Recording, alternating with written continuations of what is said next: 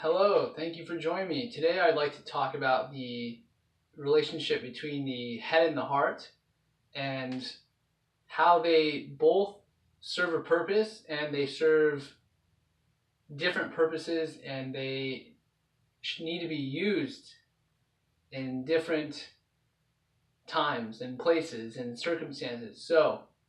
Um, just beginning here, the mind and the heart are ultimately the object and the subject. So, you subjectively feel something. Like someone can't necessarily feel what you are feeling unless you communicate that in some way, and you communicate that through subconscious processes such as body language or facial expression or um, typically, you know, through your tone of voice and what you say. So those are all objective things that the mind can pick up on and that they can interpret through the mental process. But sometimes when somebody's sensitive and somebody is really intuitive, you could say, they will know how you will feel and how based on how you respond to somebody. So like before even saying something, they will have a good idea about like what it is that you will feel. But a lot of times, this is not really accurate, and a lot of times that's just going. If it's not really trained, you are assuming that somebody's going to feel a certain way without, and they sometimes, and I would say argue that oftentimes that is not the case. Like, especially if you're not trained in the heart, and of course there's no place to really train our feelings other than if we do it ourselves and through our own relationships and through our own experience, and that's where we get our training for the heart. But essentially, we assume that what we feel is what somebody else feels, and that's not always the case. So that's where, again, there's a kind of distortion, and that is, again, in the mind. We think that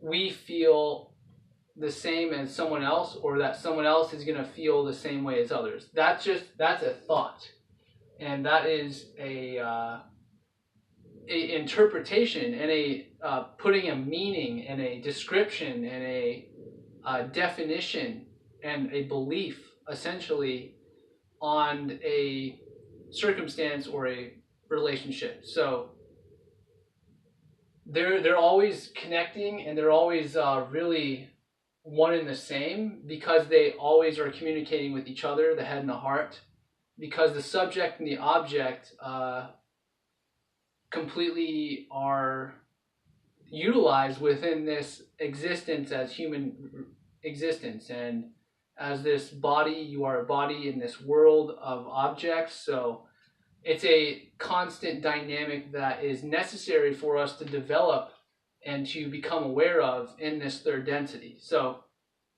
going on, the mind needs proof and the heart trusts. So proof, of course, it can be very selfish. The mind demands, it goes again to what can I take? Like the proof is for you to take and then kind of assemble and put it together for yourself in your own mind. But to trust somebody, to trust that, without having the proof, without having, of course, this is all kind of a discerning. You're discerning. A discernment is a good word to have because it's kind of a balance between mind and heart. Because it does incorporate a kind of subjective experience while also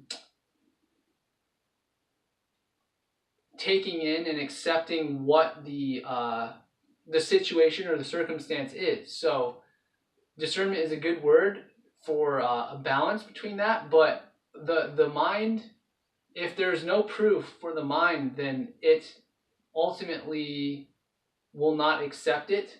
And so the heart is kind of left, it's kind of sacrificed. The trust that you can have for somebody is not really exercised, and it's not really, it's not for yourself. Sometimes you need proof, like you need a degree at a college or university to prove to yourself that you can trust yourself in owning a business or doing a certain kind of work.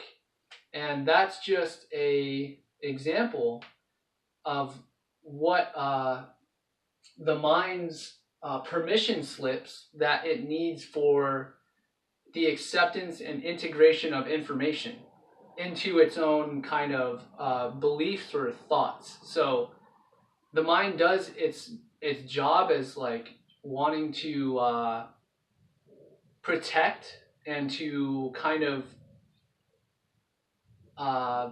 divide and segment and kind of keep maintain your own survival. And that's where the ego comes from, is the caretaker in us. It's like the mind is the caretaker, and that's the ego. The ego is the substitute caretaker, and the kind of autopilot and automatic mechanism for us to survive. And the more that we get out of that, the more that we can trust, and we begin to heal, and we begin to start to see the miracles that can unfold in our lives, and the miraculous things that our minds could have never predicted or planned in advance, or it could have never seen or understood, because the mind ultimately operates on past experiences, and the past experiences don't really, they can define your future, and they do for many. But if you are open and you are trusting and imaginative and really kind of forgiving of the past and what has done and what has it brought you and all that stuff, then you can really open up your possibilities to new and exciting, seemingly impossible things. So that's really, the heart is really kind of a magical place. It's something that we cannot understand as the mind, because the mind is linear. The mind is point A to point B, but the heart is, from A to Z, and from Z to J. It's, the heart is rapid, and it's expansive, and it's unpredictable. So that tapping into that unpredictable kind of spontaneous version of you, which is kind of the child in you, you are able to assimilate information in a different way. Okay?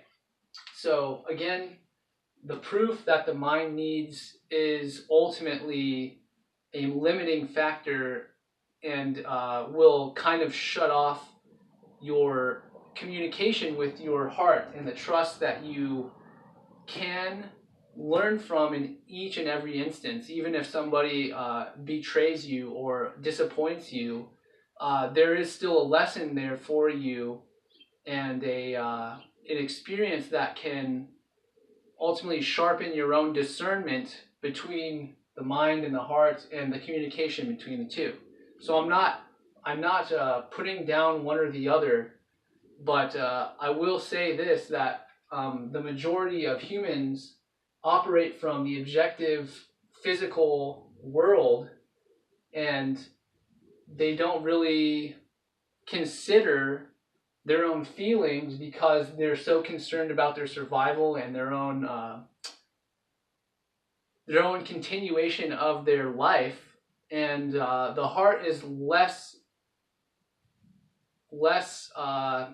of course, it wants to survive, and it's always beating, like it's the strongest electromagnetic field within your body, and that is what keeps you alive. So the heart's not so much concerned with keeping you alive, it's about feeling the best at all possible times. So the heart is more concerned about the joy and the sharing and the love and the appreciation and gratitude that the mind just cannot grasp, because the mind is very reductive and very cold. It's very calculating, and it wants to results, and it wants things that can assure itself in its own survival and its own continuation of thinking. That's what it wants to do, is continue to think. And you can go on thinking all day, and it will completely wear you out, and it won't. You won't get any results. So therein lies the problem: is that the overactivity of the mind without the trust that you can go and act on what it is you want to do and what it is that inspires you, because the heart is inspiration. It is divine in the way that, and mysterious in the way that, you don't know why you are really excited about this event or this person or this information or this video or this book, but you trust that it will give you a replenishing, a kind of healing or restorative, or give you a new perspective, or give you something new, something unforeseen and unpredicted. So going on here, the mind extracts and the heart replenishes. And again, this goes back to the heart being the healing of you, and then the mind kind of deconstructing and analyzing what it is that is the resource for your existence. It's much more concerned with the minimal. Okay, the mind is very minimal. I'll write that down here. So minimal, maximum.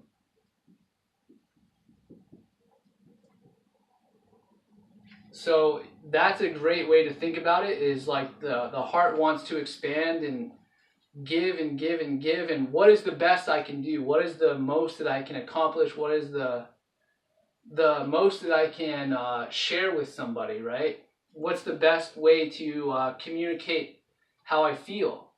That's the heart, and the mind is kind of sits back and waits and observes and watches and does the minimal amount that it needs to, and in that way it is very efficient, right? The mind can be efficient, and it can make things more, it can improve systems, and it can improve technology and ways of doing things very well. It can minimize the effort in a lot of